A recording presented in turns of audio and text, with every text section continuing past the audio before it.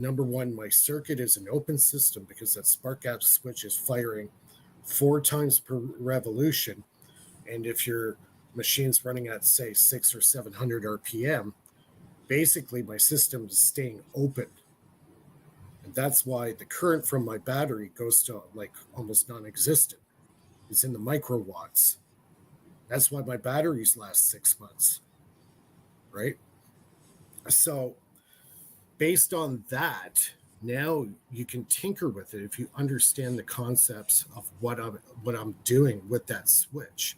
Now you can carry on and add stuff to it, evolve it, right?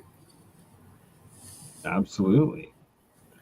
And that's bang on. And that is like Tom Bearden's the dipole aspect. You don't want to break it. You don't want to have to rebuild that field constantly. Right. You want it to be stable and then to just pulse it with that little bit of energy that then amplifies the whole system as a whole, instead of reestablishing and wasting the entire shell dipole energy, field energy each time, each pass of the circuit. Yeah, and also understanding what's happening inside the coil as well. Each and every component in my system has a specific function, right? I have an implosive inductive reactance happening in the coil. I'm creating a huge reactance field inside my coil, which goes through 2 piezoelectric transducers, barium titanate, in parallel with the coil. And that gives me a 50% gain in output voltage, which induces an even higher reactance inside the coil, which creates amps. That's where the amps are created. So, and then I dump it into a capacitor bank, and then you can do whatever the heck you want with it. You can extract off it. So, Ben, are you there? I'm still interested on how you're going to make it into a commercial product. Like, what the Renegade? Yeah. Yeah, so my internet, I think, is being throttled or something. And then my computer just restart like twice. So I'm having some issues. Really? I apologize. Use your phone in worst case. Yeah. Yes, that's absolutely a good idea. Thank you, Phil. So if anything happens, we will be using the phone. Thank you. I appreciate you guys' patience. Hey, no worries. We appreciate guys, you being I'm just gonna scoot out for a quick smoke. I'll be right back. You guys can carry on. No worries, Mr. Mike. Ben, while we still have you there with audio, do you mind giving us a quick update what you've been working on under the theme of Free Energy Friday, good sir? Yeah, so we've been doing a lot of cool stuff today. For our celebration of Free Energy Fridays, we kicked it off with some vortex coil theory. Just some basics, how the coil works using, instead of destructive interference, it uses constructive interference. So, we're going over standing waves and all those, principles behind it. So some good stuff. And then we also did a mini lab. So I kind of tried to measure the current coming out of the pickup coil, but we were unsuccessful in doing that. But only time will be the variable there until we finally crack it.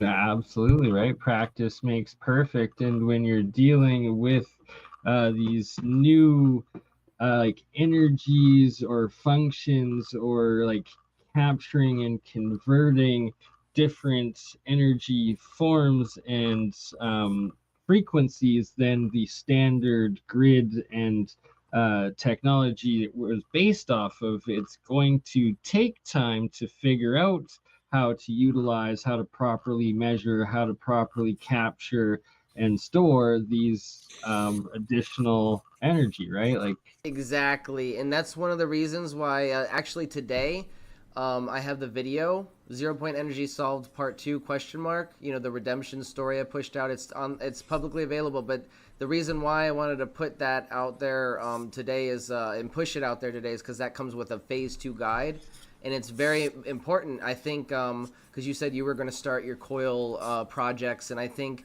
with more people, you know, replicating what I got going on, we can all kind of contribute to cracking the system and unlocking its full potential. You know, so it's gonna be something where we need a lot of people on it. So, you know, I have that guide out there, and you know, you all can reach out to me if you have any questions. Appreciate it, Ben. It's awesome stuff you're doing. And have you had any luck in tracking down the Nunez's over the last couple months since you've been publishing all your work on reproducing their basic coils, or still nothing? No, still nothing, and that's telling. I do have a working theory, and I think this is the most like the Occam's razor of the situation. Because you know, you or somebody else mentioned that it was rumored that they got sued. I think they took a shady deal with this company called Rasha, and as you see on their website, I don't think that website's run by them anymore. I think Rasha took it over because it changed immediately when the web domain expired. Literally the day after, it changed into a new website, you know, a upgrade or whatever. And then it said, you know, products coming soon, and it said that for like 6 months. So, you know, like, and there's no, if they had products coming soon and a rollout, they would have social media. You know, they were very active on Instagram and Facebook. Nothing, silent. So that is all really suspicious to me. I think that they took a shady contract with Rasha, and because Rasha's using their coils and it's linking to their website, you know, and saying, hey, here's all the people who inspired this technology, and then Daniel Nunez is not on the list, you know, that's all very telling. I think they got a shady contract, and then in the fine print somewhere, they said, we own the technology. You can't put any videos out there. Delete all your videos, or we're going to sue you, you know, and you can't, you know, speak about this. Somewhere in their contract, they probably got a raw deal, and they didn't realize it. Is there any like source or paper trail behind who owns Rasha? Like, that sounds like a government sort of spook trap. Yeah, and they're using the it. technology for basically like nothing that would. I mean, it's a mood enhancement therapy. It's extremely expensive. It's not made for common everyday people. Obviously, you know, it's targeted for a very elite audience. Maybe some kind of fundraising mechanism utilizing the technology in a worthless way, basically, compared to what it should be used for, which is energy recycling. You know what I mean? So I think it's like kind of like you said, like a dummy, company maybe used, to half black shelf the tech and, you know, use the what they're using it for fundraising or something, because it's not them running the website. But, as it stands right now, we aren't using the same system. We are using the same principles, but everything I have is different in some way, and it's all open source and in the public domain, so it can't get buried again. Too many people are on this now. It's not going to get swept under the rug, no matter how hard they try. So, it's the ball's rolling. They can't stop it at this point, in my opinion.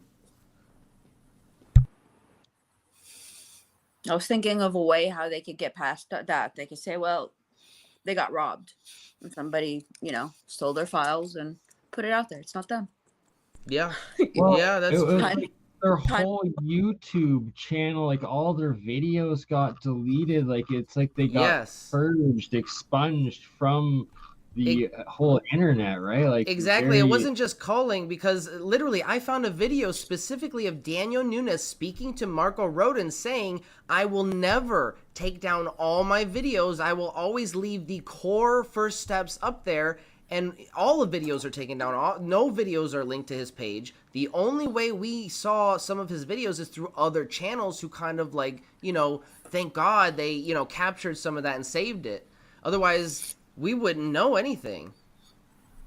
Absolutely, right? Like, there's a couple of their videos that I had shared and played in some of my original YouTube streams that thank God I had, because it's like it's all I could find of those videos now.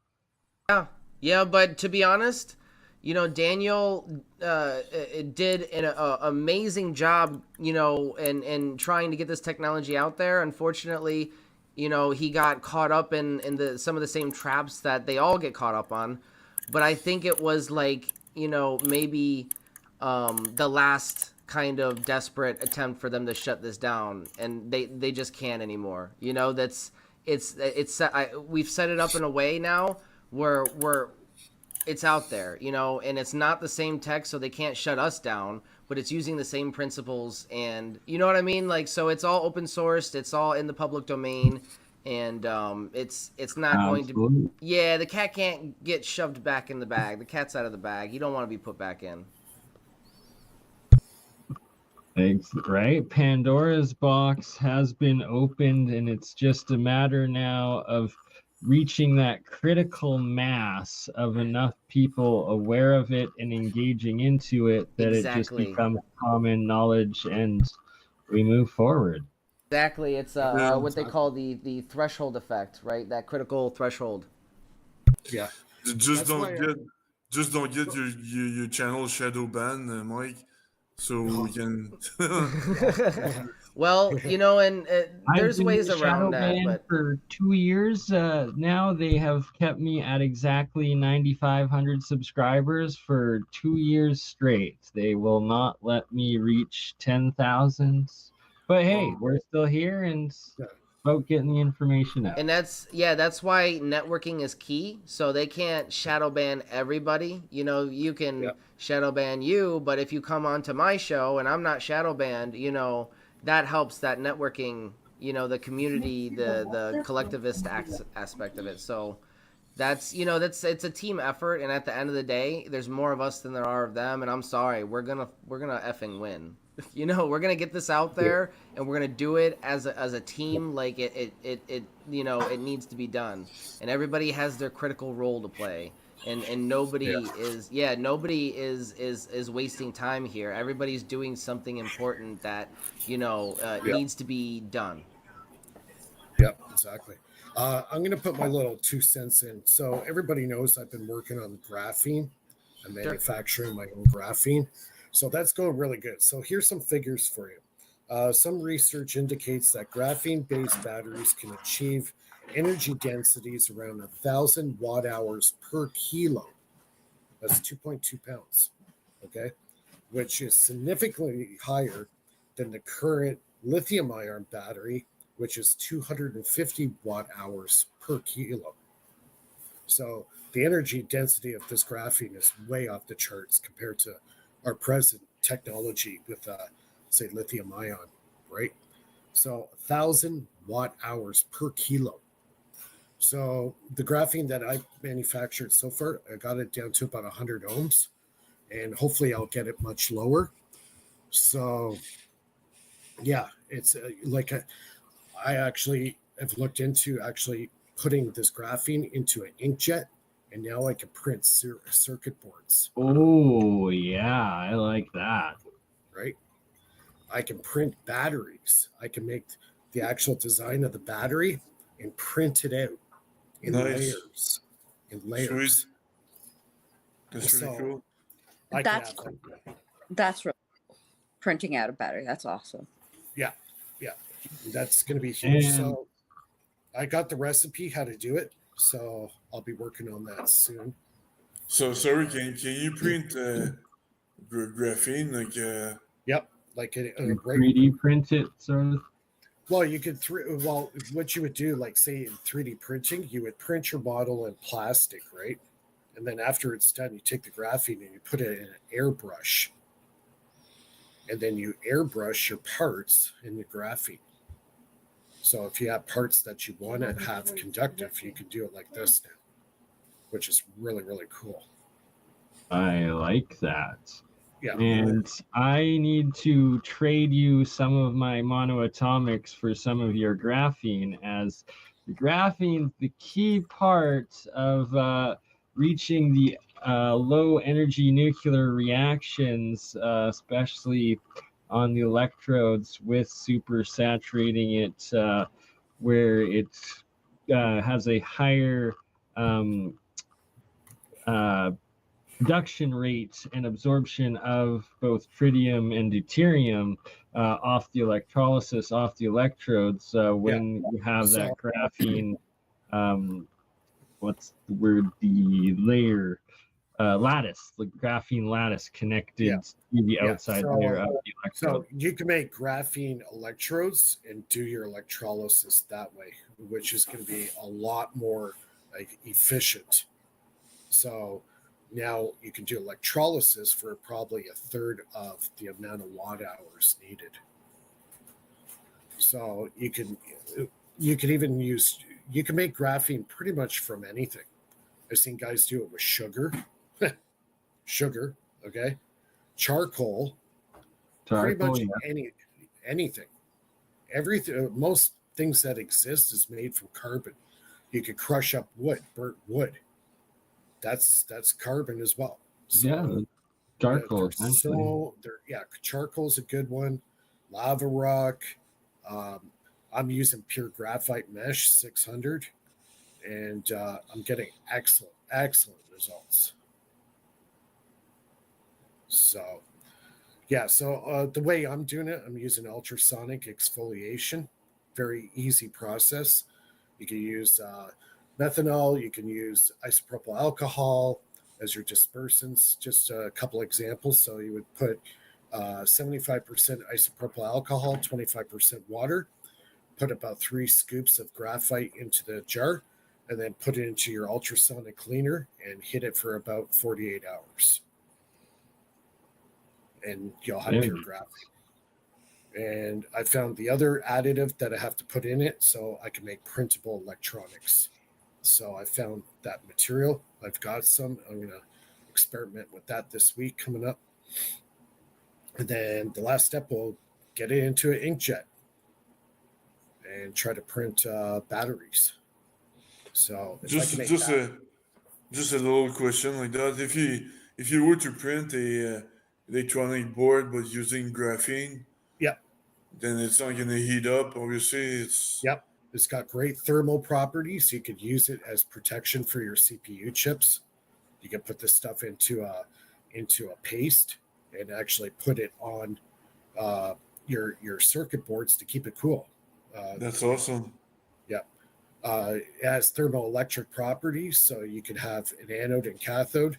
One side heat up while the other side cools off, kind of like the Peltier effect.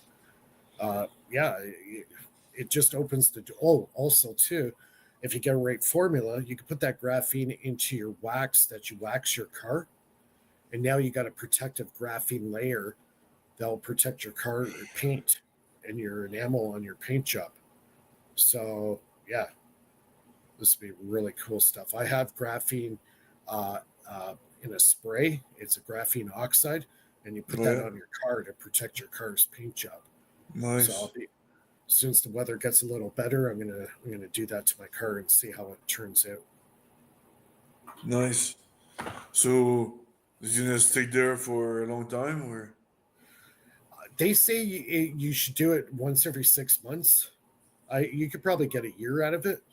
Yeah. To buy this stuff, is about $50 a bottle, right? Some of them I've seen as high as $150 a bottle, the spray. So the one I have, I'll try it out and see how it works. I think it'll do really well and protect the paint job on your car. So it's also got extreme strength properties at the nanoscale, 1 molecule thick in the lattice structure. Graphene's been known to exhibit about 50 tons of pressure, and it can hold it. So graphene's extremely powerful, way stronger than steel. Oh yeah, it's definitely a wonder material, really is. Problem is, industry, they haven't really got to the point of like mass production of it, and that's the problem. Everybody says, oh, it's really hard to make, and Well, I'm making it right now, and it's not very hard to make. So it just takes Yeah, a I little bit. know. I know. I'm surprised. Probably some guy is gonna boost the productivity of that, but it takes some time, I guess. Yeah. Yeah. But the thing is, you don't need industry to make it. Any Joe Blow at home can make it themselves. Just get a really good ultrasonic cleaner, get your graphite, put it in there, do the mix that I said, and within a couple of days, you got graphene. So, yeah. I never asked this. Compared to other stuff that's in the market, the battery itself, the weight, the overall weight, Right. is yours lighter or heavier? Oh, mine's featherweight. Mine weighs hardly anything. Okay, because we never ever talk about that part because that's kind Yeah. of important, you know. As soon as you get like into lithium and nickel and copper and all these other heavy metals, lead acid batteries, they're heavy, man. They weigh 50 pounds, right? So, like energy density per weight, graphene is 1,000 watt hours per kilo, and the best lithium battery is only 250 watt hours per kilo. So it's got 3 times the energy density, 3 times more. So for making batteries for cars, that's exactly what you want. You want to be able to have as much power in that car as possible without weighing much. And it's a lot less dangerous too. Sure. Yep. Non-flammable. Graphene's non-flammable material. It's stable. It's environmentally friendly. The list just goes on and on. So, and it can be used in so many applications. Like you could take this stuff and put it in styrofoam, and now you got styrofoam that's stronger than steel. Well, why isn't Musk using it, Who knows what's going on behind closed doors?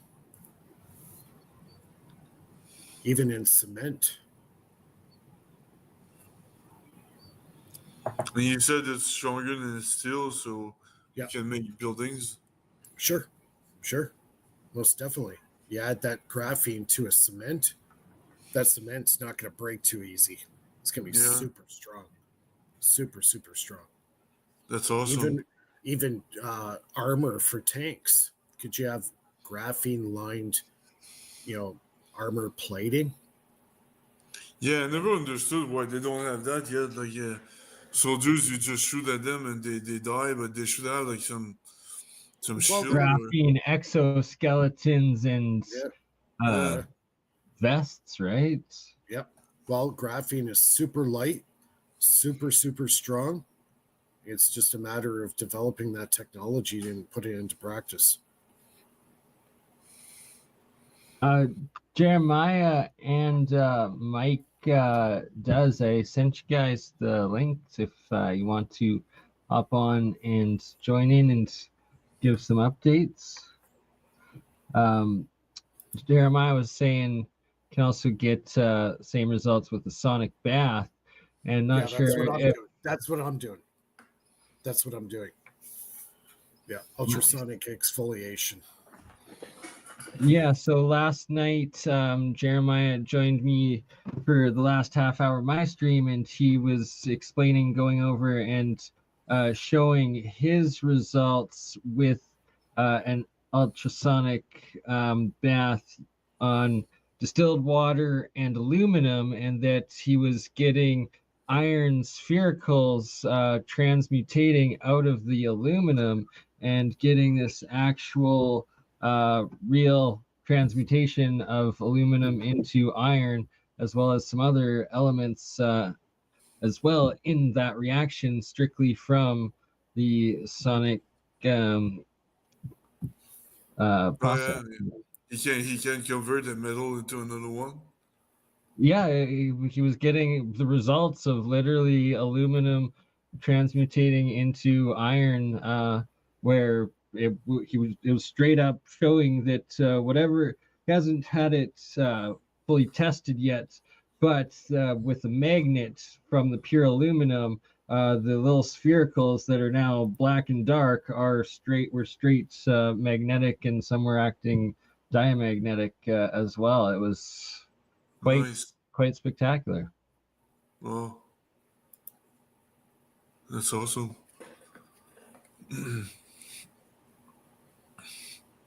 Yeah, just the sonic or acoustic. Jeremiah was saying about the sonic probe. He's correct. Yeah, the sonic probe is better, but a good sonic probe is like over $1,000. But I was actually looking into making my own sonic probe, so I have the Tranic cleaners. They run at 20 kilohertz. So yeah, I'm gonna dabble with that because I have a really good piezo transducer. I could probably do that with.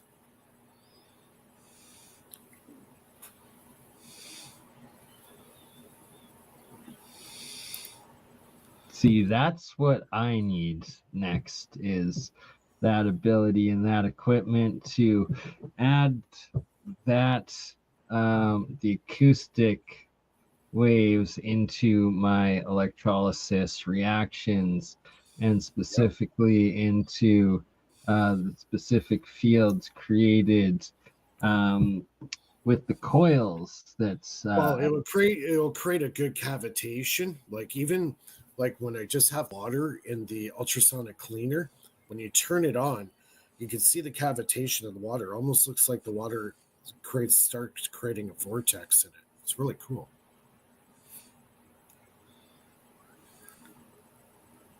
So yeah, like if you're doing electrolysis and you have do your electrolysis in an ultrasonic cleaner at the same time. Oh, exactly. So you're going to get the cavitation going on. That could increase your effects of transmutation. Oh, exponentially, and especially when you get the right resonant frequencies of the two base element metals that you're using in your anode and cathode, and the third resonant frequency of what you're aiming to transmutate it to. Does it stay? Does it stay transmuted, or does it go back to its original after you stop the electrolysis? The vast majority of what I've created stays in a stable state, although the couple times that I believe I actually got tungsten to form a bit of gold on its outside shell, it's broke down and oxidized into oxidized tungsten over a period of a few months. Very good question, Lulu. But, so you create gold with tungsten? Yes, sir. As all you need, the atomic mass is just one below gold when you're working with tungsten, and then through electrolysis, you're creating atomic hydrogen. You get the tungsten into the alchemical transmutational red and crystal state that Isaac Newton talks about, and it literally turns into this jelly on the inside and crystal reflecting light lattice on the outside. And when you have it in that state, I am proposing that the atomic hydrogen that's then being produced from electrolysis itself will, when you're blasting it with the resonant frequency of gold itself into that tungsten, the atomic hydrogen will fuse in with the tungsten. It's too bad tungsten is more expensive than gold. So there you go. Crypto That's alchemist, his mind a river with endless wisdom to dip. I've seen guys use that tungsten in a Moxie generator. And especially when you have graphene lattice on the outside of it, becomes more reactive. Yeah, tungsten is a very cool metal. I need to use it at some point, but I'm just using the cheaper zirconium for my liquid metal vortex because it's not affected by a magnetic field, but zirconium is oxidizing with gallium if it's in contact for too long, but not with tungsten. So I need to get tungsten at some point, but it's very expensive. This stuff can get really Yeah. expensive. All the metals are, right? Like, as is gallium, as is They use mercury. tungsten in medical equipment a lot. That metal, like Yeah. the Medical and aerospace. no, like Medical and aerospace. the like the what do they call them? Yeah, my brain's not working today. Sorry. Medical equipment for surgeries, is that made out of tungsten metal, like the Tungsten, little stainless steel, stuff like that. but it's not high grade. tungsten. They could for some stuff like, say, like hips and hip joints and stuff like that. I'm asking this because if you guys, if this is inexpensive, a lot of hospitals, like, they throw a lot of this stuff out. It's garbage. But if it's good metals, like, yeah, Like bio waste. Yeah, you So just have you to sanitize it, right? I don't know if you can get a hold of it, but yeah, if you You sanitize can it. talk Wow. to somebody, and then you could get as much as you want of whatever you want. I mean, they're throwing it away. Yeah, that's a brilliant idea. Wow. If you can get a hold of somebody who like who has that kind of connection, that'd be a really good way to get some of that precious metal. Who's Mr. Linnaeus? He keeps complaining about bullshit.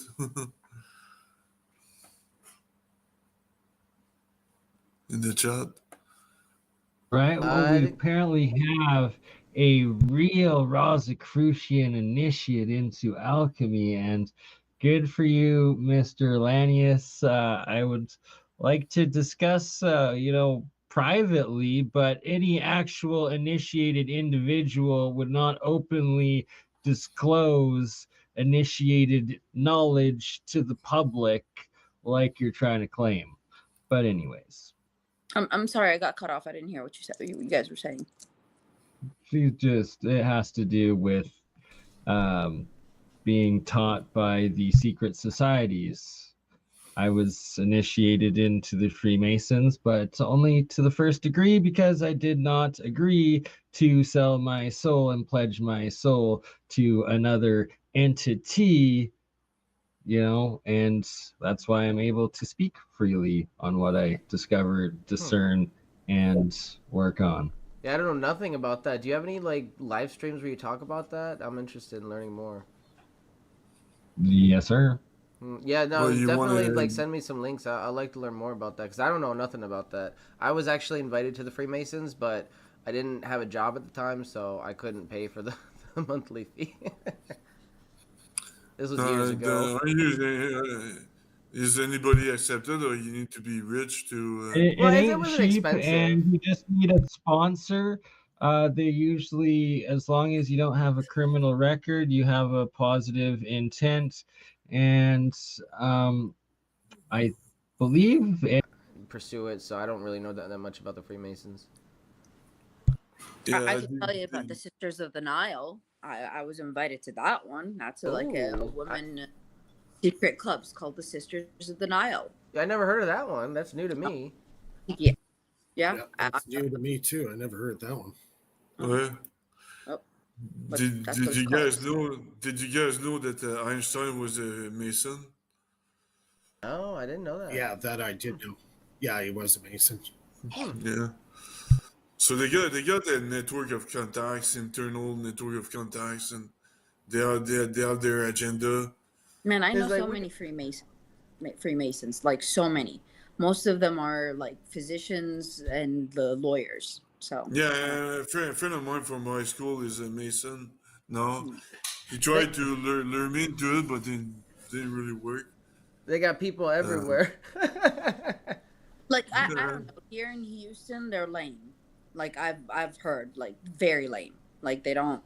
they sit around and just talk about nonsense. They don't do anything. It's like a boys club. Yeah.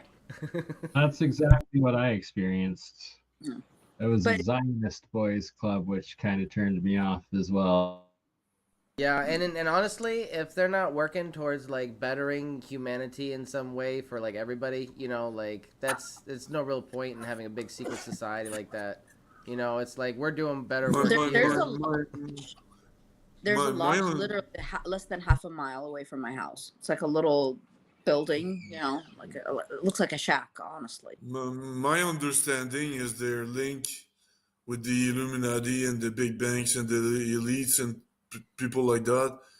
Unfortunately, these people they don't want innovation because innovation goes against their agenda of just indebting us, putting us in debt.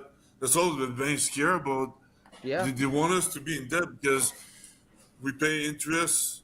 It's free money for them when we pay interest of our deficit.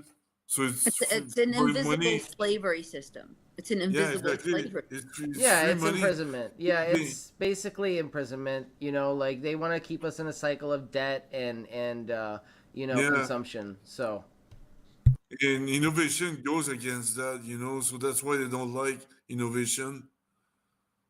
It's really simple. yeah, it goes against the profit model. It goes back to like the same, like the pharmaceutical companies. Was it Johnson & Johnson came out in their Yeah. private conference and said, yeah, we're not in the business of healing, curing anybody because it doesn't have repeat business in that model. So Exactly. So there's a picture of young Bernie with short Oh, wow. hair in the lodge. Wow. And yes, How old are you there? did. I was late 20s, I believe. Oops, wrong way. But that's awesome. and they offered for me to join the research lodge, which as only a level 1 was quite rare, but they were very into my alchemy research even back then. But yeah, I stepped Interesting. away Yeah, they didn't just dismiss you, huh? and got, I don't know. It was You just look like you're the That's youngest awesome, though. one. yeah, I was at that point. It had to have been like refreshing, Yeah. because so many people like dismiss this type of thing. I'm sure you get like dismissed all the time, and then here you have somebody who's actually accepting you. So that's got to be nice. Yeah, it was like Lulu was saying, it was more just like this old man's boys club and like just like group of guys hanging out that had a bunch Did of you like have- money and stuff. And then it was like I actually went into the libraries and was like reading all of these like hundreds of year old books on alchemy, on like resets, where they literally talk about resets and not surviving and who's going to survive and all this different crazy stuff. But especially the alchemy knowledge was just amazing. And that like nobody else, there was like lifelong members, 32 degrees. One guy was 33rd, and like none of them had any clue of any of this information, nor did they care to. Like it just wasn't an interesting or an So- interest to any of them. Was it in a And, yeah. situation where they had access to it, they just didn't care? Is that what you're saying? Yeah, oh yeah, exactly. Wow. Yeah, like no one would actually go into the library and take books out, read it, or pursue anything like that. They weren't like a real serious. Usually these societies, if you start to shine, they get angry at you, and one of them might come out to you and tell you you can't outshine the master. You understand? Like, Yeah. there are levels to these things. You can't outbeat them intellectually, because then you're a threat. Yeah, Yeah. No, that makes sense though. So- That makes sense. You're a threat to the hierarchy. It's a religion of knowledge, right? Yeah, but it's all secret. Just Absolutely. put it in a secret way. You can't divulge their secret information. If they're not If it's intentional or just, a or just mistake. He was a plagiarist. No, I was and wondering the same Einstein thing, was nothing Phil. but- He was a plagiarist. yeah. He clearly was a plagiarist, but I'm wondering if it's if he intentionally misinformed people with his bullshit of general relativity. Yeah. Yeah. No, I wondered the same thing. To mislead, to mislead, 100% they did. For sure it was. to mislead the population for 100 years. Yeah. For sure. Exactly. Wow. Yes. Phil, like, okay, I caught this. There's a little elements table, not the one that I showed you earlier, but I had another one, and this was, I don't know how many millions of these elements table was printed and distributed to the schools, like school districts, as a teaching tool. There was a mistake on it, and I caught the mistake, called the company, but this mistake has been going on for like 20 years, because it shows you the original, like, you know, when the thing was printed, like when it was made. I went to one of the NASA, they invited me for one of their vendors, the materials that they were using for inside of the rockets, you know? And so there was one of the ladies there, and I, you know, when I have a point, I have my bag and I put all my stuff in it, and if it's something, I took the whole thing. And I went up there and I'm like, you know what? You guys promote science, but the fundamental thing about like the elements and the atomic numbers, you're teaching the public wrong. And you know what she answered me? She was like, how do you know? What makes you think we're teaching the public wrong? What if we're looking for that 1 in a billion that catches the mistakes that we've put in intentionally? Wow. That is actually, that makes a lot of sense, though. Holy, I want to curse. And it's like they intentionally put incorrect information to see who actually catches it. They don't care about the ones that learn it wrong. No, that is a damning analysis. Wow. See, that kind of blows the lid off the whole thing, right there. Very good example, Lily. Yeah, but this was what I was told, and how do you argue with that? What do you say to that? I'm sorry. Yeah, she actually told you that. Wow, that's insane. Oh yeah, flat out. That's insane. Flat out. Yeah. She left me with no words. I'm like, okay. No, I don't know what else to say after that. Yeah, what do you follow up with that? I know. All you can do is say, "Wow." Yeah. Thank you. Wow. Like, damn, I didn't know it was that bad. Yeah. Okay, on a different note, I found something in mythology, a personality that taught Socrates his philosophy, and it was a woman. Her name is Aspasia. Aspasia. Aspasia. Aspasia. Aspasia. Aspaasia. Aspasia. Thank you. Did it come up? Did anybody look it up? Okay, this woman has been hidden from all history books, but she was a greater philosopher than Socrates. Oh yeah. Mm-hmm. And what year she lived? I'm sorry? What century she lived? Socrates' time. She was his mentor. Oh, so okay. Socrates in French, sorry. Yeah. Well, you know what I say? Behind every great man, there's an even better woman. Yeah. So, but this all leads to the whole Masons and the patriarchal society, you know, like how our system that we live in, it's not the fair system. It doesn't, you know, give proper credits to, you know, like people in history. I was reading that and it just flipped my mind. I was like, oh my God, this is so cool. You know, like nobody talks about this person. But yeah, she was one of his mentors. So think of that.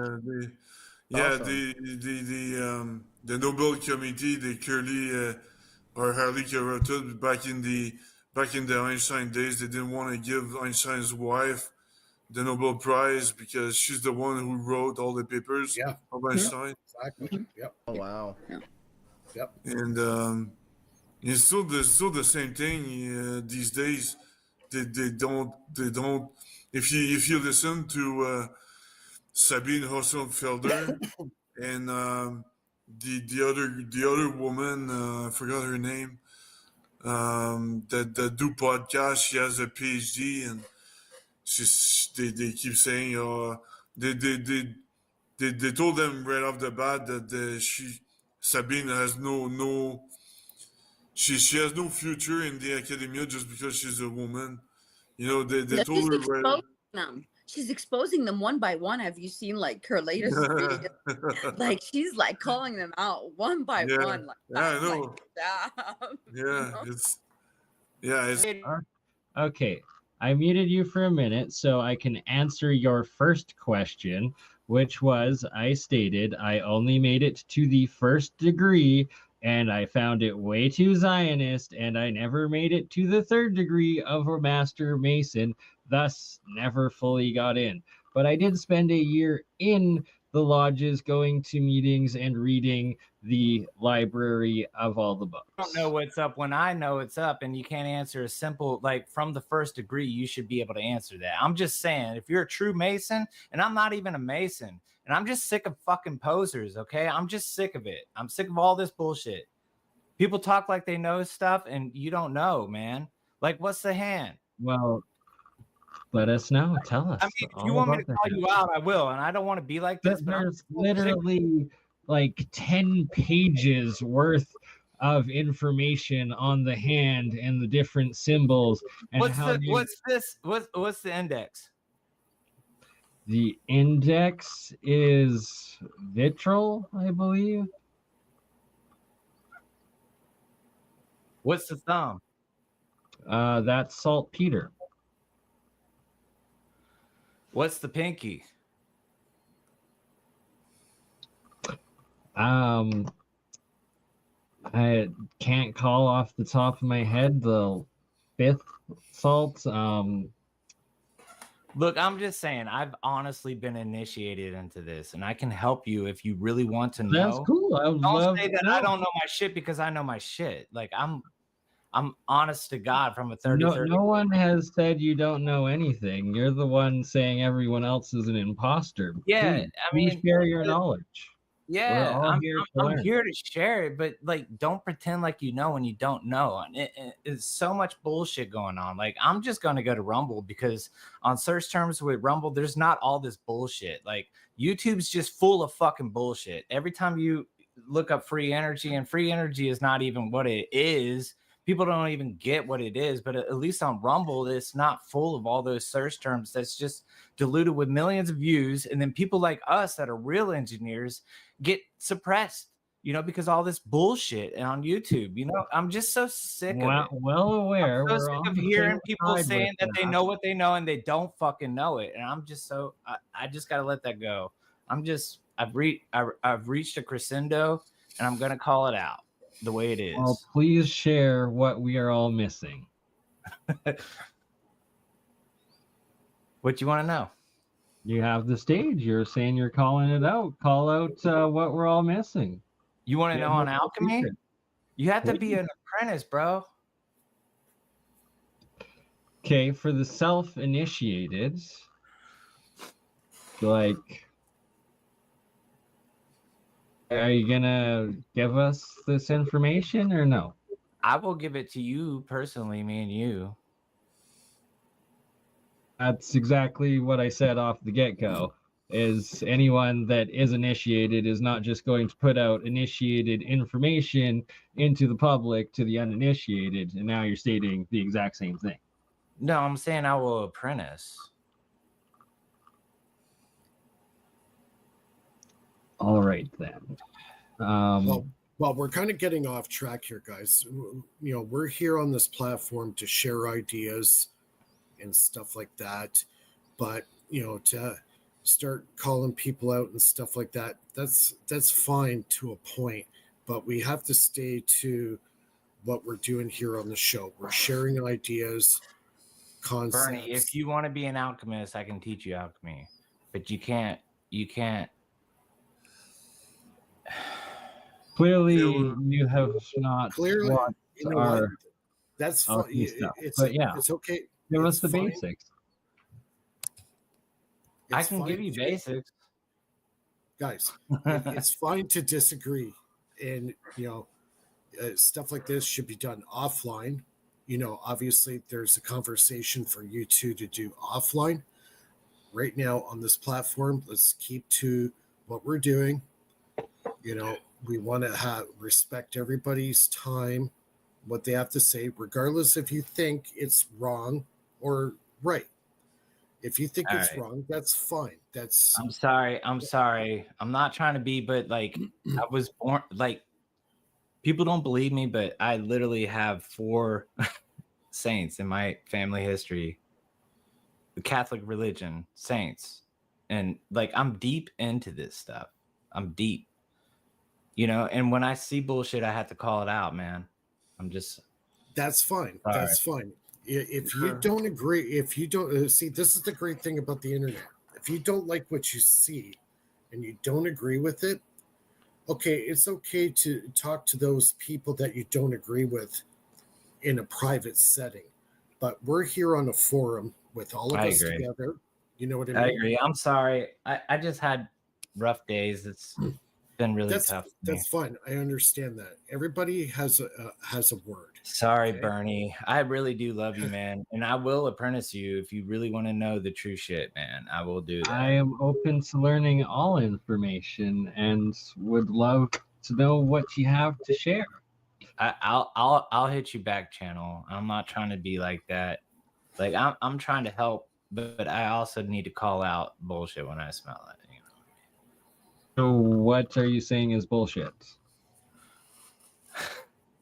Okay. Do you travel?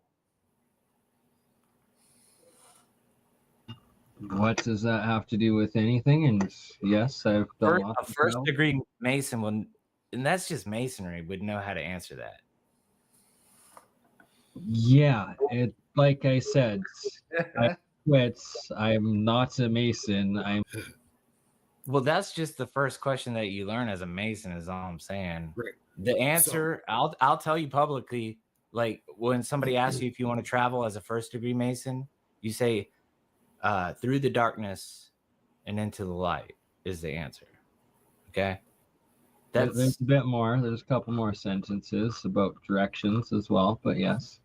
Okay, so we're kind of steering away from what we're really here for. Obviously, that it's another show all in its own. Let's try to keep it on topic. With the I agree. Stuff, right? Because then we're just going to go back and forth like this, and we're going to be running blind, right? I'm sorry. I'm sorry. No, it's okay. It's okay. This obviously is going to continue with you two offline and conversing and sharing ideas. Yeah, dude, I got a cryptocurrency idea for you, bro. So like I really like it already. And I'm not trying to bash on you. I'm just trying to be real, man. Like I am in this shit. I am, and I will. I have no problem. I have no problem apprenticing, and it's not masonry; it's Rosicrucianism. If you use the F word, we might get shadow banned. That's the problem. I was about to say, true Masons use proper language, no F bombs, in the middle of the. I'm not a Mason. I'm not a Mason. I've been saying that this whole time. I'm not. Okay. I'm not a Mason. Right, okay, let's get back on track. So yeah, give us your thoughts on real free energy. You're saying we weren't explaining it right. Can you share some insight on that? There we go. Let's start there. All right. I feel like I've done 20 years at least worth of research. I live in a shithole, dust-filled place because I've literally invested into trying to help humanity with what I have. And I'm waiting for the iron to be hot before I strike. And I'm about to strike. And I have a patent. And off that patent, all you got to do is have a positive and negative monopole and you can spin a motor. Yep. And I'm not making any claims. Okay, but that's just the first step. I mean, Yeah. And there's a strategic way I'm going to drop these breadcrumbs, but I can't just disclose everything at once. Sure. Yeah, exactly. Like I went little by little, and as I was going, I was learning at the same time. I went in with a non-bias attitude. That's very key. Right? I was playing with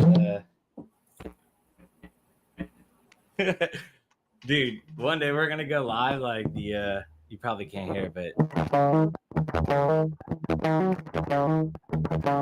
do you hear that?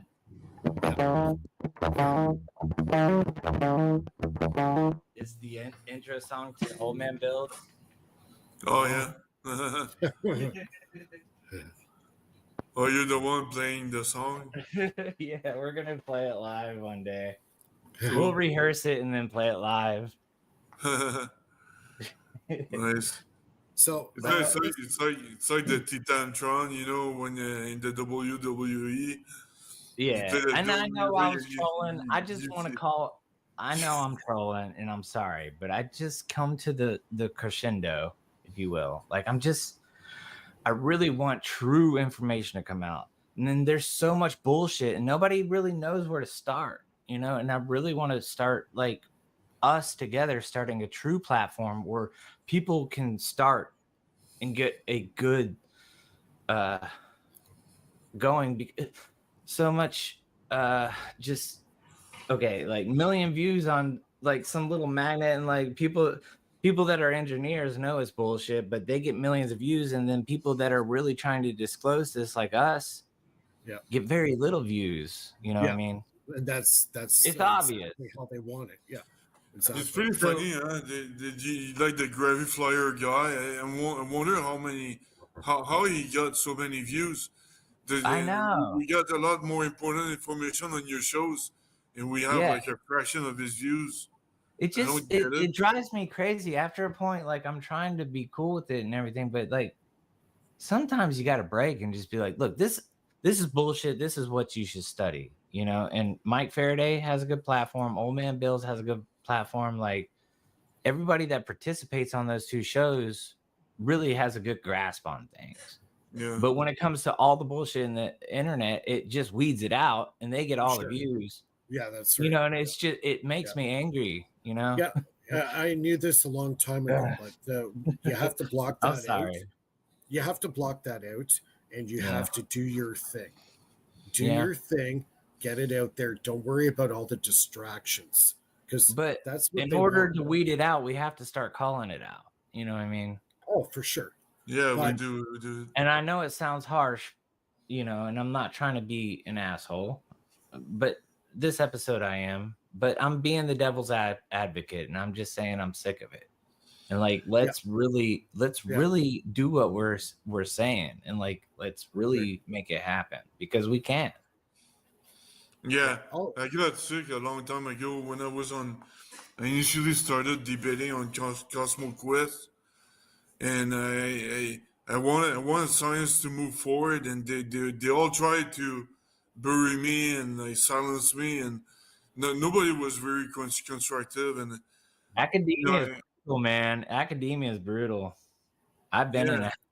It's a religion. It's a religion. It is. So. I mean, but what's not? Yeah. As soon as you say Einstein was wrong, they all want to kill you and backstab you and stuff like that. And I got pissed off many times, but you cannot get pissed off, because you fall into a trap, and they want you to fall into that trap. It's a trap you fall into, and you become a victim.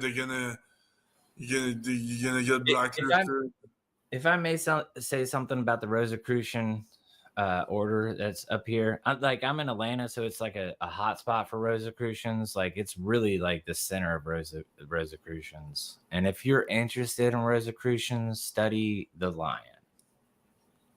And that's all I'll say about that right now. I have no idea what that is. Yeah. Like, like with me, if I don't know something, I'll tell you straight up. I have no freaking idea what you're talking about. Since when Mike doesn't know something? Yeah. He knows everything. That's it. Every time you talk about something, he's gonna bring something. I was born into it. You know what I mean? Like I said, I literally have 4 saints in the Catholic religion. I have 4 saints in my lineage. So, and Jarvis has like been known as, you know, the AI of Iron Man. So the Jarvis name is known, you know? Yeah. And I'm not trying to be, but I really do. Like, I know this shit and I will teach it, but you know, I'll teach it in private, especially to Bernie. He deserves it. Like, dude, bro, if you want to be an alchemist, hit me up, you know? But from my understanding, you know, the Catholic religion helped us survive like crazy times in the medieval times, so it has a great credibility. The Masons, they just started in the 18th century, something like that, or 19th century. So and all they do is they do the opposite of the Catholic religion. All the sins, the capital sins. Masons are okay. If you were to like go to a judo class, okay, and you start off as a white belt, like, and you're trying to learn karate. When you go there, you're gonna be a white belt starting off, right? That's a Mason. Yeah. Now, when you start to get like green belt and stuff, you're a Rosicrucian, and it's on that ladder of Masonry itself. If you study the hierarchy, the higher you go into Masonry, the more you go into. You're talking about how you want to free the world, and you're sick of the hierarchy of algorithms, but then you're preaching the born into hierarchy of secret societies. What do you mean? I lost you. I'm sorry. I'm trying to follow. Never mind. How about what we're looking at on screen? Do you know much about this here table of the Scottish Rite straight dope? Yeah, Scottish Rite. I actually love those guys. Thank you, straight dope. I'm sorry. Yeah, the hierarchy, like I said, if you start off as a Mason, it's probably about high 20 degree, and then you convert into Rosicrucianism. Like I'm saying, like I will teach you Rosicrucianism as a like you don't have to go to the dojo and start as a white belt. I'll give you a green belt. You know what I mean? Is it linked to the Bilderberg group? Yes. No. Not Rosicrucian. Now, let me ask some basic questions here.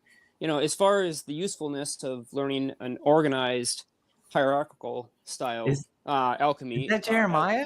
Yeah, that's Jeremiah. Yeah, dude, I'm a fan, man. I'm just gonna go for a quick smoke. I'll be right back. Awesome, thanks. Behave Yeah, yourself. so I wanted to ask you about the different Everybody approaches, behave because yourself. for me, alchemy is about practice. It's not about memorization or learning the traditions. It's not about ritual either, although self-ritual is extremely important to gain the mindset necessary for making the right observations while you're actually conducting an experiment or executing on an alchemical process. These things, I think, go without saying that for just about any high-level intellectual activity, you must know at least how to calm your mind and get into that right flow state. So just we're starting as a given. The traditional or ritualistic alchemy, like what you're talking about here, can certainly give that to you. But I wanted to know if you've considered... I would say, if I may. Yeah. There's 2 paths of alchemy, a dry and a wet path, and the dry path is the easiest. Can you describe the difference between them for all of our listeners? I guess modern terms, the wet path would be chemistry. The dry path would be something me and Sean are working on. So the dry path is more about the alchemy of transmutation of spirit or self. Well, there's also spiritual alchemy, and I'm not talking about that. I'm talking about true materialistic alchemy, not spiritual alchemy. So in your methodology, then, from what you've learned and practiced, what is the actual mechanism of transmutation for physical materials? Wouldn't everybody want to know? Would you? I mean, if you, I'm not asking you for technical detail specifics No, that no, reveal no. the cause. I'm asking you for the general concept. I can give you basics on it, but if you want to go deeper, you have to be an apprentice. Oh, I don't necessally need to go deeper. I'm just asking you for a basic summary, which you should certainly be able to provide. Yeah, that's cool. Okay, take for instance the table of elements on the atomic masses. Okay. Okay. Now, what if you mixed something in a thermite reaction on a dry path? That is certainly one way to do it. You can extract the thermal That's the energy dry from, path. yeah. Okay, but that's all I can say at this point. But you get what I'm saying there, right? I do. And there's a similar system called a dry method that The dry path is the easiest. I've got a slightly more technological approach to the dry method that you might be interested to hear about. And it doesn't involve the use of saltpeter or anything else to catalyze the reaction for thermite or other oxidizing metal reactions. Yeah, you could probably teach me. Like Well, I could, and I'd be glad to teach you and everybody else and share freely yeah, because like, because dude, all of I'm my open. discoveries I'm are my open. own. You know, I Yeah. just want to be honest, but there's certain things. Well, If this one will really twist your it's a nipples. national security issue where you could just make your own gold. Yes, like, that is a national security issue What and a I severe say threat though, to the if you're economy. going to be an apprentice and you make gold and you sell it, You cannot. You're damned to hell. You cannot. Okay? So you can make it and you can give it away, but you can't Absolutely. make it. Okay. Yes. Yeah. Anybody that's got the dollar first signs in thing their as eyes an thinking they're apprentice going to you get have rich. to understand. Right. You know.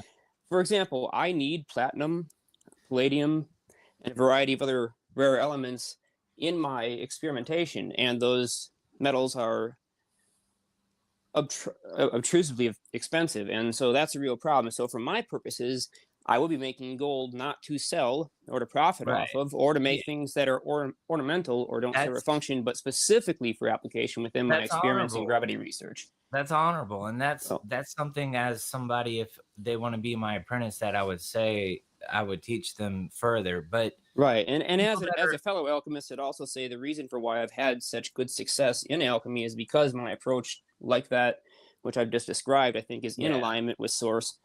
And therefore, I'm gifted quite often these incredible downloads where I just simply understand how to do something. As soon as you use alchemy to be selfish, you're gonna be damned. I'll tell you. Well, also it won't work, as I found out in the past. You'll be damned, though.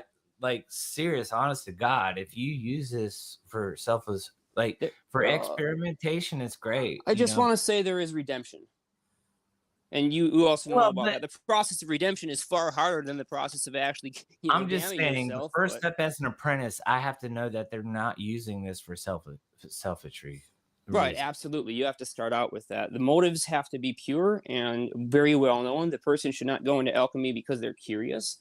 It's not something that you start out with as a basic curiosity. If your goal is being selfish, I'll smell it and I'll be like, nah, I'm not going to tell you any further. Yeah, I mean, even you yourself have some things to work on that front because, you kind of came across as a little bit, I guess, supposedly egotistical, and not meaning that by offense, but yeah, I was just being the devil's advocate. Sometimes, I just reach a crescendo. Well, would you like to know about what I call the transmutation oven method? Oven. Cool. Very critical. Okay, so you know how in the thermite type reaction transmutations, you are stealing the thermal energy and the fine scale interactions of conversion because there's so much heat and transference activity there.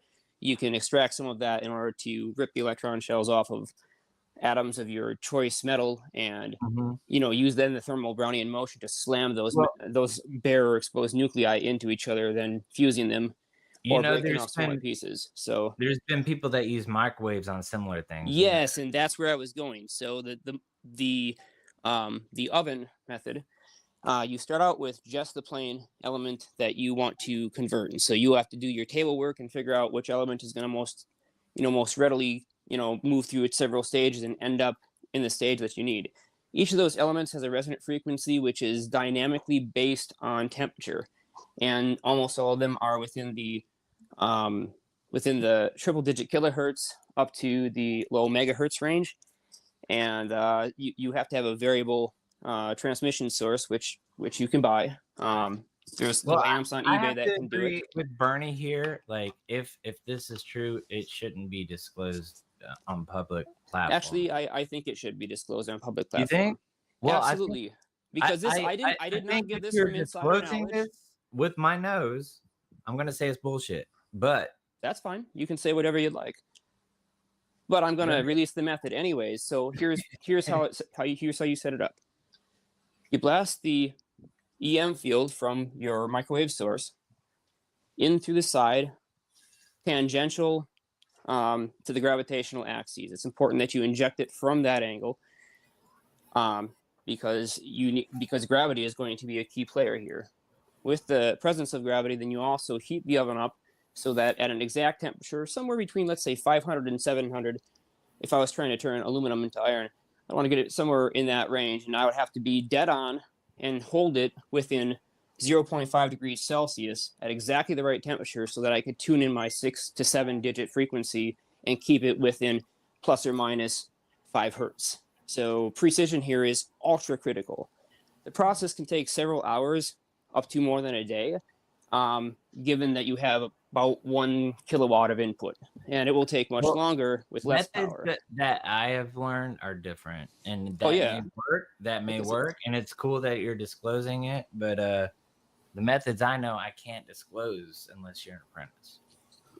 That's fine. Like I said, you're talking traditional methods or ritualistic methods that are guarded and kept well secret. It took somebody sometimes lifetimes to develop. Some greedy person that uses it for the wrong, like. Yes, I agree with your approach because it is so much, because it's so much more involved than what I've described. My machine is something that you'd find on a Star Trek type of ship where you can just pump in whatever element you want to retrieve, and then you just freeload the source element that you're going to convert, right? And then you're just using power, basically electricity, to like do a that replicator. process. Okay, in a similar way. I mean, the replicator literally synthesizes matter from light, as opposed to in this system, you're actually starting out with like a bulk mass, pure element that you're going to use as the primer to convert into another element. I will say one thing. I was talking with Brandon earlier, Cote in chat. Like, he's so smart, but we were talking about Laban. Have you heard of him with the Evolution of Matter? It was a banned book. No, I never had. Yeah, that name's familiar. I know Mike would. I knew Mike would. Mike's done a lot of research. Laban has a book that was suppressed. It's hard to find. I have the PDF. I sent Brandon a link, but he discloses in that book how to take just natural things, combine them, and it's radioactive. Ho, ho, ho, ho, ho, ho. Okay, well, you got my attention with that last word there. You know who started that? He's got everybody's attention now. You said the R word. That's immediately like a huge area of research for me. I have a bunch of fun radioactive elements. Hey, you want disclosure? I'll give it to you, but like, I can't disclose too much. You got to understand that. Like, I do want that title of the book, if you don't mind. If you don't mind just pumping that in the private chat there, and that way I can go and check that out. If I just say it so that everybody could, LE and then space BON, Laban, and then it's Evolution of Matter, and this was I'm on a cell phone. If anybody here wants to search that and give me a link, that would be severely more convenient for me, honestly, because I can't do both at once this show and look it up. If you can't find it, I'll send it to you. Just hit me up and I'll send it to you. I mean, I can't find it while I'm on the phone right now, so I would have to remember this all the way to the end of the stream, which is why I'm asking now before I forget. Again, or I'm going to forget, dude. I'm going to forget, and I don't have to search. I'm very busy. So please do me this little convenience, man who already knows everything about it. But Oh, by the way, I'm sorry, but I didn't actually catch your name. Jarvis. Jarvis. Okay, thanks. Yeah, we have to stress too, like radioactive stuff. Please take precaution if you're going to dabble with this stuff, because you don't want to mess around with radioactivity. Yeah, I would say the words dabble and radioactive really never belong together under any circumstances. Exactly. Yeah, I spend way too much time around radioactive material. Just be careful, guys. This actually started with the Swedish stone. You know about that, right? Yeah, the Swedish stone. Yeah. Yeah. By the way, do you know what element the Swedish stone was? This is related. Yeah. Oh, I see. He did something to it. Yeah. Well, that's why I was experimenting with diatomaceous earth. Yeah, I played with that too. I didn't really get very far with it though, because I didn't know then what I know now. I suppose if I revisited it, that still might be a very good possibility, but there are some things in diatomaceous earth that need to be removed in order to really help the process, and I never found a good way to separate that stuff out. I guess I could balance it with What's really the cool salt. about diatomaceous earth is it's actually one of the only silicon-based life forms. Other than us, we're carbon-based. Like, and they look like little snowflakes. When you zoom in, they look like little UFOs and snowflakes, but they're a silicon-based membrane. Like our membranes are carbon-based, and they're a silicon-based life form. And it's the only silicon-based life form that we know of on Earth. And they do have special properties, but it doesn't. They do. Actually, they have in my area of research, they have gravitational properties that are quite unusual and unique as well. So that's also something that people should keep in mind. We'll talk, man. Yeah, I would love to talk with you about the combination of alchemical practices and the control of gravity, which is primarily what my area of research is and what I do pretty much full time. Hey, man, if you prove yourself to be a non-selfish person, I'll teach you all you want, man. Well, the gentleman on the show today, I believe, can vet for me at least to some extent in respect to that. Cool. Yeah, let's. Jeremiah's done some really good research and have put out some really good videos. Yeah. Yeah, my whole thing is about freely sharing, but I will tell you this. If I say, and I give you my word that I will not share something, anybody who knows me will tell you it is virtually impossible to extract even the tiniest clue or tidbit of information from me once I've made an agreement with somebody in good faith to not do so. So I am definitely very much for keeping secrets. Realize by literally disclosing something like that could kill me. Oh, I understand that there are actually real world consequences as well, but quite frankly, the worst consequence would be my word is no longer good. And if that's the case, then we have a serious problem. Now, I've screwed up in the past, and but I have no intention of ever going back there. I'm telling you, it's not just your word, Well, that would be the biggest impact to me. Why I did not swear my soul to the privacy of the initiated and have taken the path. You don't have to swear your soul with Rosicrucians, bro. You're not swearing your soul away or anything. It's not what you're thinking, man. Yeah, Rosicrucian is a whole lot less nasty than the Masons. If you're wondering, like I said, you start off as a green belt, bro. You just skip all that bullshit. I've read some of their secret documents too, and let me tell you, they are not afraid to go into extraordinary technical detail to the nth degree, including every single time code that you would need to know about how long things should be running for, what time of year is best to run it, and the temperature ranges that it must be kept at, exactly when to add what and how long to stir it for, and exactly what the transmutation process looks like. It'll go through the green lion and everything else, and it'll show you this rainbow effect. They describe it in such beautiful detail, man.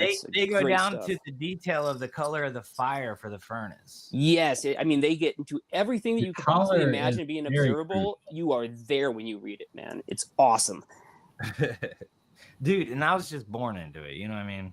So, I will share it, but I just can't do it publicly. Well, at the end of the show, you and I and Bernie can talk about our motives and determine whether or not. We gotta end the stream, Mike. Right at. Well, we could go another 15 minutes. I'm okay with that. Okay. Yeah, that's fine as long as we keep the conversation rolling in the right direction. Do you guys do Facebook? I have a Facebook page. We try to avoid it, but we technically can. We are streaming to Facebook right now. Yeah.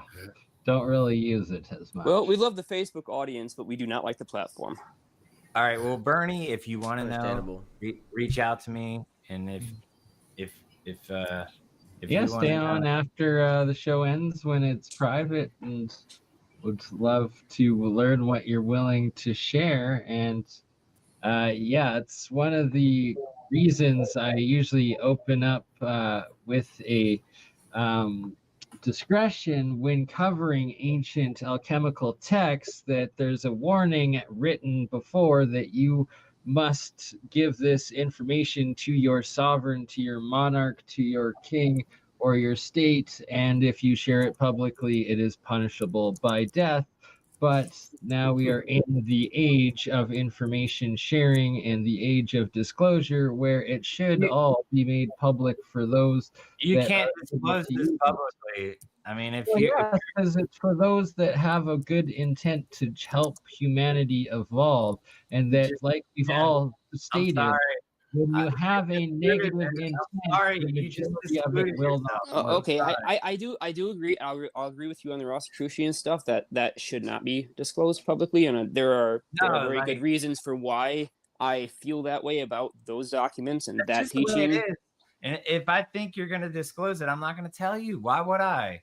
Yes, I have not disclosed the methodology I've learned from the Rosicrucians to anyone ever for any reason. So regardless of whether people know that I know it, it's not like I'm an expert or anything on that. I know 3 different documents, and of those 3, I've done my due diligence to try my best to memorize them and completely comprehend them. Although I will say I have not actually tried the methods in any of the 3. Could you But please they won't be give disclosed. Straight Dope a link? Can I what? I want to talk with Straight Dope about this. Yeah, Joe Fuchs? I can't send you what I have. No. I was talking to Mike. I'm sorry. Oh, sorry. Joe Fuchs was asking for a link to talk. Yeah, because Joe Fuchs, I posted the link again in the live chat. Anybody is free to join. It's an open discussion. All right, I'm sorry, Bernie. You're disqualified. Anybody that's going to disclose it is not a good apprentice. Jeremiah. Yes. I just want your take on my graphene, what I've been working on. I would like to talk with you privately and make that good faith agreement about not disclosing what your stuff is, because I think I can help you a lot with your process and even beyond where you've gotten so far. I have the equipment to do a test batch for material that you would otherwise have to invest much more heavily in to make. And I think that, I can use very similar, method to what you're doing with it's acetone, right? That you're using. Right. Yeah. Yeah. So you're using the acetone method from, I forget what that guy, Murray. Robert Murray. Yeah. Yeah. You're using. Yeah. He had a good method. It's awesome because you don't have to have a crazy powerful sonic bath. You do have to have one that's reasonably powerful. Like you can't do it with a jewelry cleaner. And expect any kind of decent results. But if at least you have a scientific, 100 to 200 watt bath, then it does work. It just takes a long time. Yeah. Well, I've been hitting mine for about on and off for about a week now. So I've got it down to 100 ohms per centimeter. So far, so good. Yeah. That's the other thing I want to talk with you about privately is specifically like how you're doing your resistance testing, because I can use your method and then test it on the stuff that I have. I already have 4 to 8 micron graphene or graphite platelets, and they're easily convertible to graphene, and they'll slice off. So you end up with a lot of very tiny platelets because they're 3-dimensional shapes, and the widest ones in the center, those are going to be your biggest platelets, but the particles are already small. Nevertheless, I have fairly low resistance. Like I've gotten less than 100 ohms already in my testing per centimeter. But if you have a better way to do that, then I'll just replicate yours and I'll tell you what my results are versus the bath method and this other method, and then we kind of cross compare. Because right now, your cells, you have the power density, right? But you don't have the low internal resistance, which is going to be the critical factor for you to actually be able to rapid charge and get the energy into and out of those batteries without heating. So you solve that ESR problem, and all of a sudden, like you're commercial. See, the batteries I have, you don't need to charge them. Okay. Well, that's awesome. But it will be really nice to be able to get that energy out of there more efficiently. Yeah. There's no need to heat the batteries, right? No. Like the graphite material that I'm using for the cells actually are used for cooling off nuclear reactors. Oh, so where are you sourcing that from? My partner that I'm working with, he knows the Canadian distributor of that material. So we get it directly from the distributor. And wow. Yes. I'll have to try and get some contact information for that, or it's going to be, I understand it's not cheap, but with the work that I'm doing, not cheap is justifiable if it's going to be the type of material that will give me superior results. And in this case, I really do need them. Well, I'll put it to you this way: my internal resistance of my batteries is less than 1 ohm. Shit, that deserves a pat on the back or a high five or something. Yeah. So I'm working with the graphene. I have some ideas for protection for the sacrificial cathode. So yeah, that's what I'm working on right now. And what are you using for your cathode right now? Using magnesium. Basic. Oh, yeah. Yeah. Have you tried tungsten though, or no? No, I haven't tried that. Oh, definitely. Yeah, try tungsten or try palladium. Big bucks. Not if you just get something that's palladium coated. That might be more than enough. You can also do platinum coated. Platinum is going to be another extremely good metal that will probably be non-reactive, and you can just wipe it off when you're done. Wake up, Phil. Yeah, Philip. Phil. Yeah, Phil, get some sleep, buddy. You can go. Don't have to feel bad. Yeah, Phil, you got a presentation. Was he snoring again? Yeah, he's probably just sitting there like dreaming about all the crazy crap we're talking. Maybe he was having interesting dreams and we shouldn't have disrupted him, right? Need a pillow. Who was that? I think I heard the voice of Nathan saying, "Phil, wake up!" Hey, next time this happens, let's have a little fun with it. Like I'll just say real quietly, like, Phil, this is your long lost relative calling. Can you hear me? No, that's just creepy. You gotta just give them the straight goods. Phil, make sure your trays are upright and your seatbelts are on. We're about to take off for flight. That would have been way better. I like yours. Yeah, I'm gonna put on Ben's glasses. You know, the glasses with eyes on it. So, and if you look 43.5 degrees to your upper right, you can see the land of dream. We will quickly be arriving. Hello, everybody. Yeah. Been a minute on this show. Sir.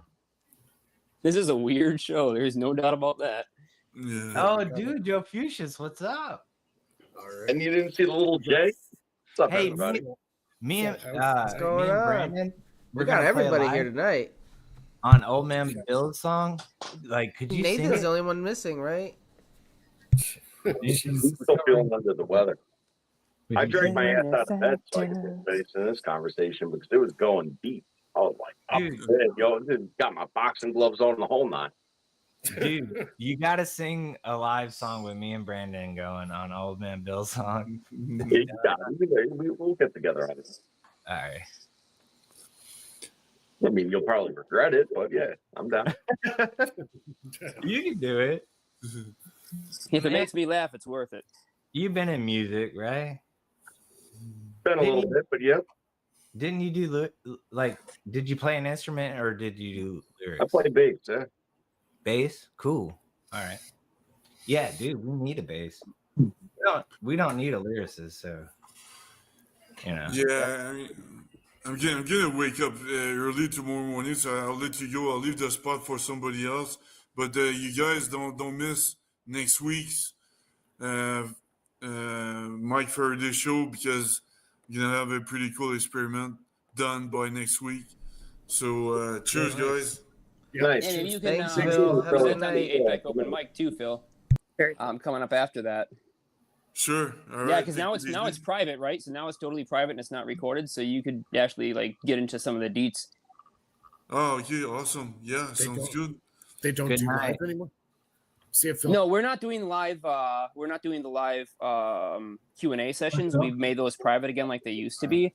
Because what would happen is we do the main APEC shows, and then after that we would shut everything down, stop recording, and then we'd have this sort of private after party, and that's when all the really good juicy stuff came out. Everybody that had something serious to contribute, like deep secrets, would wait until that point to start talking about them. So we took off of the recording, and all of a sudden everybody started opening up because they don't have to worry about the public, investors or anybody else that's looking at them to see if their personal views that are maybe more controversial align with the company motives. And it just opened up everything back again to being the more free-flowing, engineering-minded, fast-processed show that we originally wanted. But we still do the APEC monthly that is public.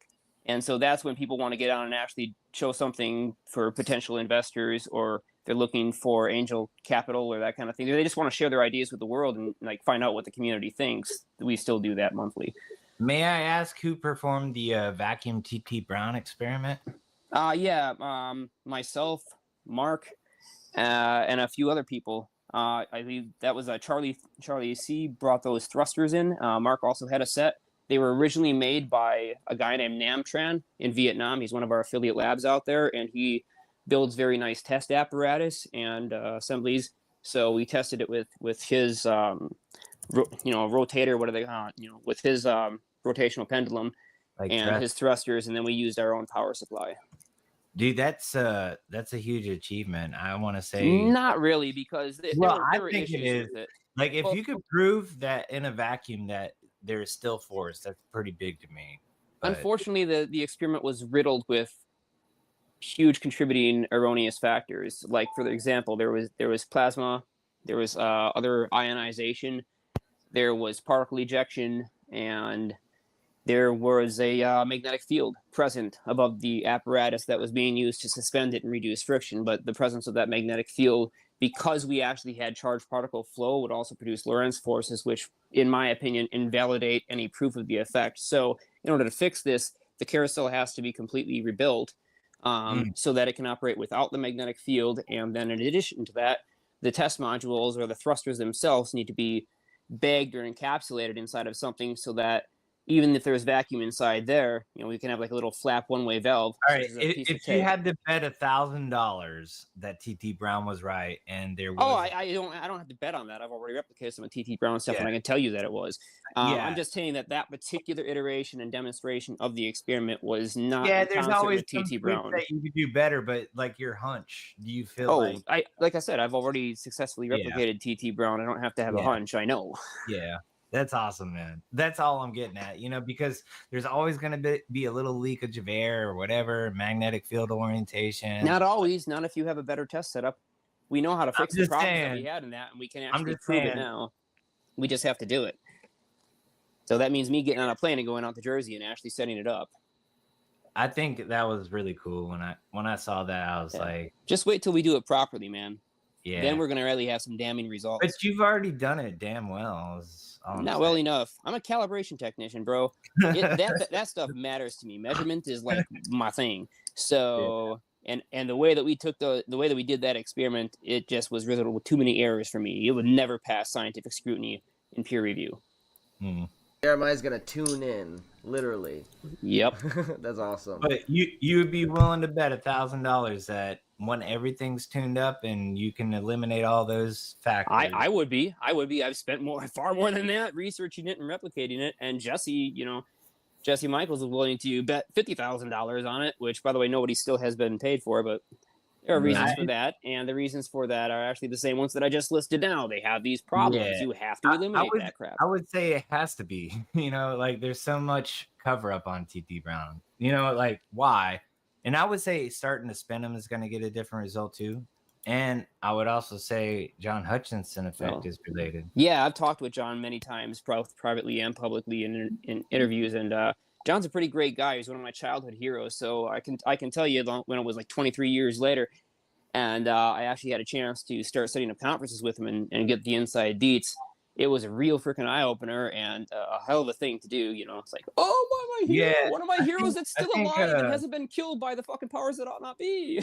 I think Charlie and Sean are good friends, and Charlie's really cool, too, and I like Charlie. And Charlie C? Yeah, he's cool. I like Charlie. Yeah, but I think, everybody involved in this whole group, can contribute something to making something awesome. Absolutely. Yeah, that's the reason why we put together APEC in the first place. It's why we started the conference, was so people like Charlie and people like myself and you would have a place to show their experiments and talk about their ideas when nobody else would listen from academia or these government funded seminars. You were trying to get that. Putting that together? I'm one of the founders, dude. Wow. Our 4 founders are Mark Sokol, myself, Jeremy Riss, and Tim Ventura. Okay. Mark picked him as the mod. It was a great idea because he is the best mod we could have ever asked for in this, especially considering that he already had over 20 years of experience with anti-gravity and seeing this community and knew most of the people already. So he had contacts and information to get some really like the best of the best presenters, people from NASA, people from DARPA.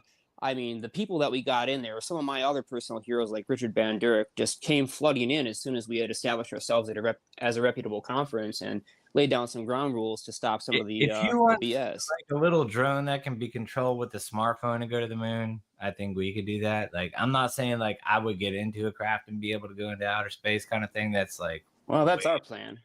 Yeah, I mean, yeah. We want to start with microsats. You just wanted to start with a drone where you could like control it with your phone. Oh yeah, that's like the first place that everybody's mind goes to with anti-gravity is, hey, let's do an anti-grav drone. Why not? Just to start as a proof of concept. All right, I'm going to be the dick that says it. I'm not going in any sort of, like spaceship into outer space or anything like that, but I'll jump through a portal. Then I realize I already have. Bro, I am so behind Stargate technology. Absolutely. Yeah. If you actually offered me the choice between whether I wanted a spaceship or I wanted a Stargate, I'd pick Stargate. Yeah, it just makes like the whole spaceship thing seem obsolete real quick. It sure does. Yeah. Sometimes you gotta leapfrog your own self. Yeah, but the dialing sequence would have to be a whole lot more complex. Fair enough. Then again, and this is what I try to bring to the table in terms of this stuff. Like, when you do like deep meditative practices and stuff, I fail to see the difference sometimes. Like sometimes it's similar. I believe our body is a holy temple, but that's a different topic. I completely agree with that too. But, by the way, I consider it to be fundamental. Work with anti-gravity craft because you can't communicate with the drone with standard RF. Well, no, there's a way. Joe, it wouldn't be a smartphone, you may Mike, but think this is crazy, but I'll just put it out there. I felt like I astral projected and met you probably about a month ago, Mike. And I don't know if you remember or not, but that's what I felt like, because you can do it, but I felt like I astral projected and we had a conversation. Do you remember it? Me? Yeah. Negative, sir. We'll try again. You're good at tuning into it, though. I am good at tuning into it. It's a thing. We'll talk. We could talk about that amongst ourselves too. I don't want to make myself sound like a nut job on the internet. I put it out there. I'm the nut job. It's okay though. It's fine. So for the technicians out there, how would you communicate with the drone that's running AG frequencies with a standard RF? You don't. With a standard RF. If you have that technology, you're also using the same gravitational technology as a communication device, and the entire hull of your ship is the antenna. You have seamless. I say it would have to be. You have seamless, instantaneous communication. It's not quantum. It operates by a fundamentally different mechanism, but it is a seamless, instantaneous, direct access to control, and it would not be operated on a smartphone. This would link directly with your thoughts. Yeah. I mean, if you got AG craft, you would be the craft. What's it called? Yep. Quantum entanglement with the device outside the craft controlling it. Yeah, I mean, that's going to be the superior thing, but it's cool for people to just see something levitate anyways, and we'll get there where we understand our spirit good enough in the future. But I mean, people think you're crazy if you say you astral project in the first place. Well, no, not so much anymore, that much. Those are just the ones that haven't astral projected themselves. I think people would believe more so that there's an anti-gravity craft than astral projecting at this point. Yeah, into the comment that was just posted up. So electric fields that modify epsilon or the space-time permeativity, and magnetic fields which modify mu, the space-time permeability, are only two sides or two legs of a triad. And to get the gravitational component, you have to have a third. So to actually simulate that, you have to cross electric and magnetic fields in such a way that there was I'm sorry. Makes Go ahead. sense. Yeah, that they do not cancel, but they compound. See, here's the thing: you can't have a torsion in the J curl tensor occupying the same exact space as an electric dipolar polarization of the vacuum without affecting epsilon and mu simultaneously, which then modifies big G, the gravitational constant, and modifies the fine structure constant to that local space. And so by that, you can get an amplified effect where the electromagnetic fields now are traveling slower than light, and as a result can build up to incredibly high amplitudes in a very small volume. Isn't the magnetic and the electric out of phase? The paper that I wrote. In this case, they actually need to be completely in phase. But the angles of the waveforms are critical. Our energy electric is 90 degrees out of phase. The magnetic. Yes, in this, but if you want gravity, they need to be in phase. If you want AG, they need to be in phase. If you want AG, they need to be 180 out of phase. 180 out of phase, not 90. Not 90. All I'll say is the gravitational constant is not constant. Nope, there are no constants that are constant at all. And once you can take that gravitational constant down, all the constants are not constant. Well, the thing is, if you modify a limited range, like it's all built on the 180 makes sense. principle. It's either or. You can't have both. Either or. Right. Yeah. Right. Yep. You got the one space time to work with, and if you change anything, it changes everything else. But they're not constant. There's fluctuation in all the constants. You know what I mean? But there's so minute fluctuations that we could call them constants. But yeah, normally under normal circumstances, it's very minute. But in these types of systems, which are compound parametric alternating systems, the parametric aspect of them is highly nonlinear, and you can quickly see yourself surpassing the logarithmic curve of response as you input more energy and quickly get into the hyperbolic response where you start to access hyperspace energy and various things like that. It's just that the pathway there is not yet quite well understood, but I could explain it if anybody wanted all the technical details of it. I base my gravitational constant on the Gaussian gravitational constant, and Newton's gravitational constant's static quantity, no time involved. Okay. I base mine on the local energy contents of the stress energy momentum tensor. Well, if I may say, I base it off of Gauss.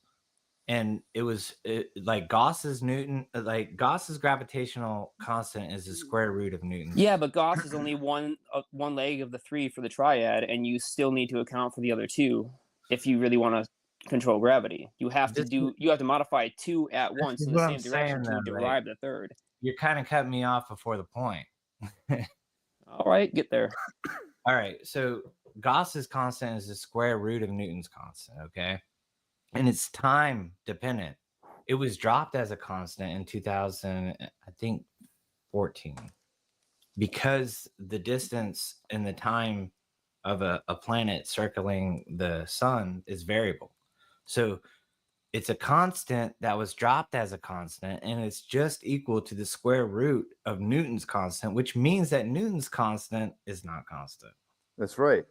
Whenever you have time involved in distance, it's because of the sun and the orbit thing, right? Same reason. Constant.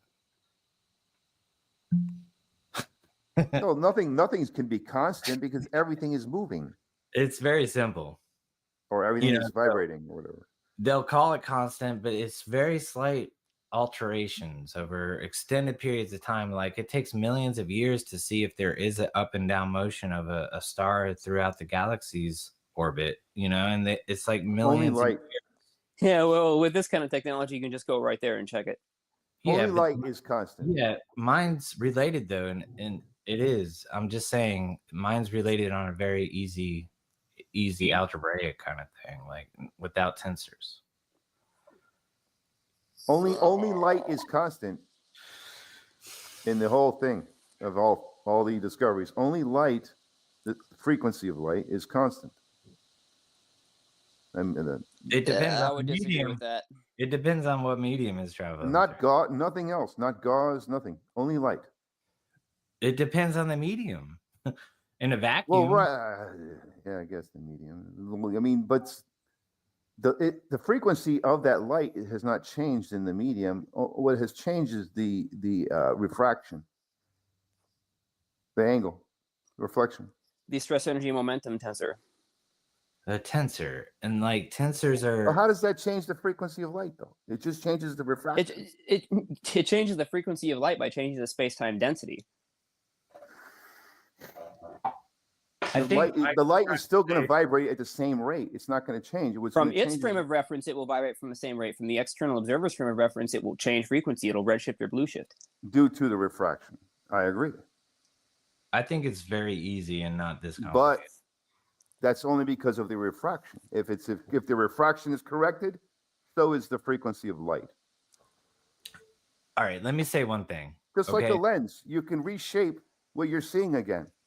Let me say one thing. Yes, but in this case, this is a different kind of lens. This lens doesn't reshape or change the angle of the light. What it actually does is slow it down. The light going through the lens is light.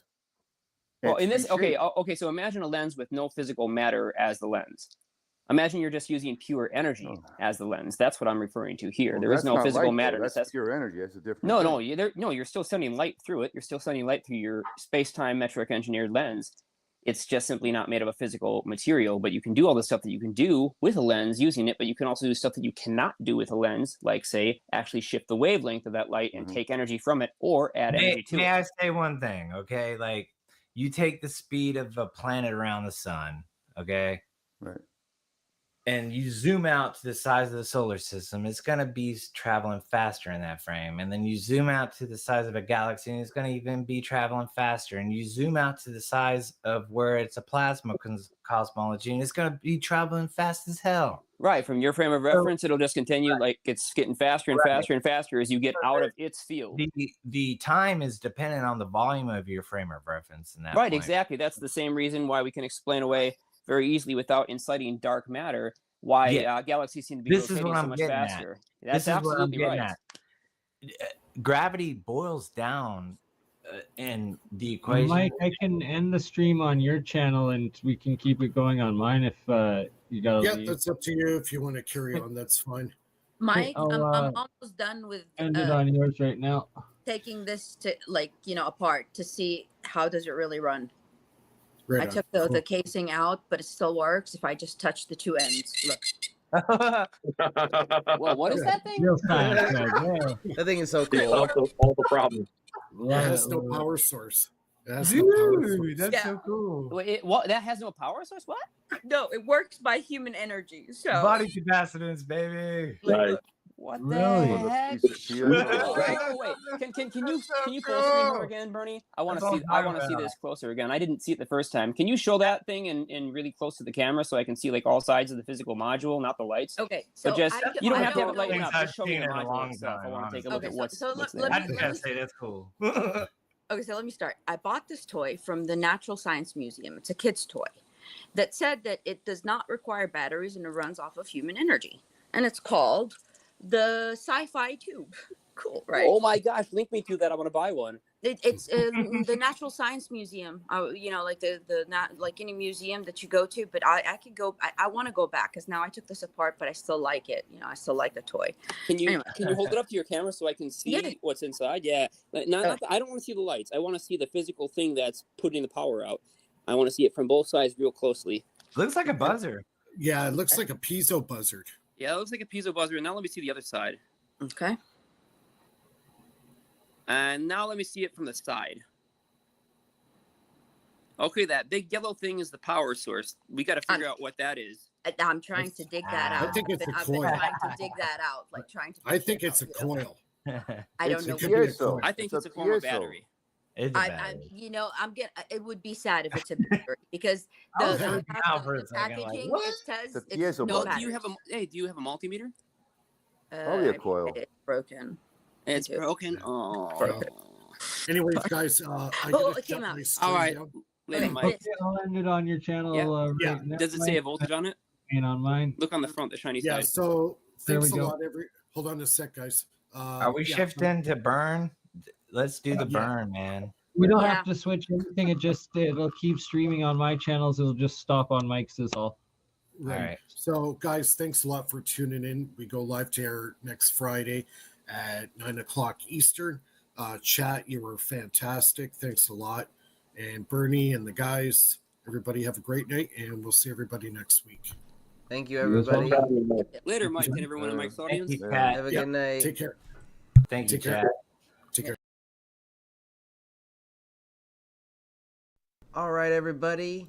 Paul, Malcolm, those of you who are the last people standing for this extremely long podcast live stream event for Friday, Free Energy Fridays. It was pretty much an all-day live stream event. So really appreciate you guys for tuning in and supporting the channel. We had some fun talking about 0 Point Energy, and we had some surprising guests visits by Malcolm Bendel and Paul Holland. Really appreciate you guys for sticking around and hanging out with us. So until next time, I will catch you later.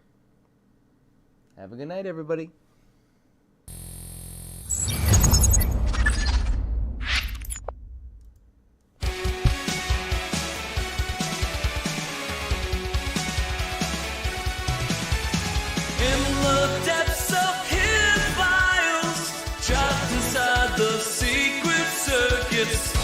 Unraveling through the miles, oh, truth was masked by golden curtains.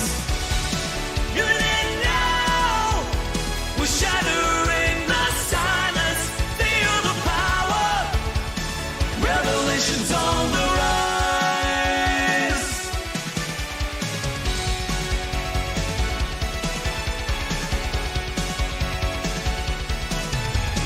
From the shadows, light breaking through the veils of dark. 0 points and gravity's it converge, yeah. Guiding voices, revelations start. Ancient whispers call, they're begging us to open our eyes. We stand tall, defying all their lies. Even in now, we're shattering revelations on the rise.